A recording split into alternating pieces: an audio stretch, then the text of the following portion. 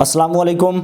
आज अगर कोई बच्चा मस्जिद में शोर कर दे तो हम नाराज़ हो जाते हैं, लेकिन कल जब वो मस्जिद में आना छोड़ दे तो हमें क्यों दुख होता है। ज़रा सोचिए, हम बच्चों को खामोश कर रहे हैं या मस्जिद से दूर। ज़रा तसव्वुर करें, आप अल्लाह के घर में उसके हजूर सजदे में हैं और अचानक एक नन्हा सा बच्चा आकर आपकी पीठ पर सवार हो जाता है, तो आप क्या करेंगे? गुस्सा, डांट या सजदा लंबा कर देंगे?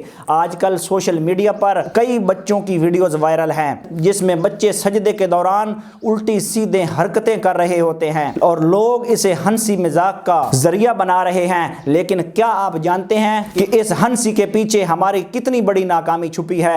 आज हम इसी पर बात करेंगे, क्योंकि हमारी मस्जिदें बच्चों के लिए खौफ का मरकज बनती जा रही हैं, जबकि उन्हें मोहब्बत का गहवारा होना चाहिए। मेरे मोहतरम भाइयों, बुजुर्गों और ख़ास तौर पर मेरी माओं और बहनों, हम अक्सर ये शिकायत करते हैं कि बच्चे मस्जिद में शोर करते हैं, सफ़ें तोड़ते हैं, नमाजियों को तंग करते हैं। लेकिन मेरा आपसे एक सवाल है, क्या हमने इन्हें कभी सिखाया कि मस्जिद है क्या? बच्चे खुद से कुछ नहीं सीखते, उन्हें सिखाया जाता है। ये हमारी जिम्मेदारी है कि हम बच्चों को अपने घरों में तैयार करके भेजें। वालिदैन, ख़ासकर माएँ, बच्चों को ये घर से सिखा कर भेजें कि मस्जिद अल्लाह का घर है, वहाँ फरिश्तों का नज़ूल होता है। उन्हें बताएं कि वहाँ ऊंची आवाज़ में बात नहीं करनी, नमाज पढ़ने वालों के आगे से नहीं गुजरना और सफ़ों पर खामोशी से बैठना है।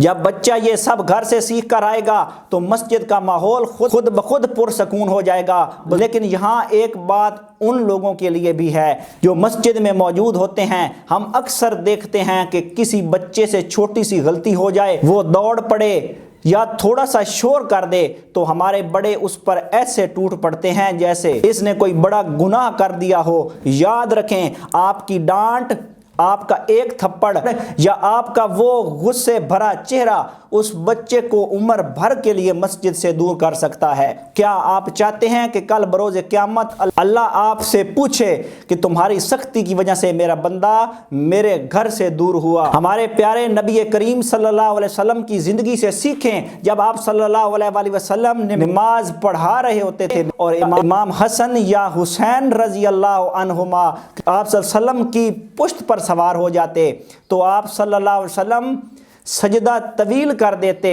ताकि बच्चा गिरे नहीं और इसकी ख्वाहिश पूरी हो जाए। वो कायनात के सबसे अजीम इंसान थे, उनसे बड़ी नमाज किसी की नहीं थी, लेकिन उन्होंने एक बच्चे की मोहब्बत को नमाज के दौरान भी अहमियत दी। बराए करम, अगर कोई बच्चा गलती करे तो उसे डांटे नहीं, मारे नहीं, बस नरमी से उसका हाथ पकड़ें, उसे अपने पास बिठाएं, उसके सर पर शफकत से हाथ रखें और मुस्कुरा कर उसे समझाएं। आपका एक बार बेटा कहकर पुकारना उसके दिल में आपकी और अल्लाह के घर की इज्जत बढ़ा देगा। बच्चे हमारा मुस्तकबिल हैं। अगर आज हमने इनके दिल में मस्जिद की मोहब्बत डाल दी तो कल यही बच्चे हमारे लिए सदका जारिया बन जाएंगे और हमारे लिए दुआएं मांगेंगे। यही बच्चे हर नमाज में जब ये पढ़ेंगे रब्बना ग़फ़िरली वालिदैया वलिल मोमिनीना यौम यक़ूमुल हिसाब, तो इंशाअल्लाह अल्लाह ताला हमारी मग़फ़िरत फरमा देगा। रमज़ान का महीना है, आए आज से अहद करें कि हम बच्चों को मस्जिद से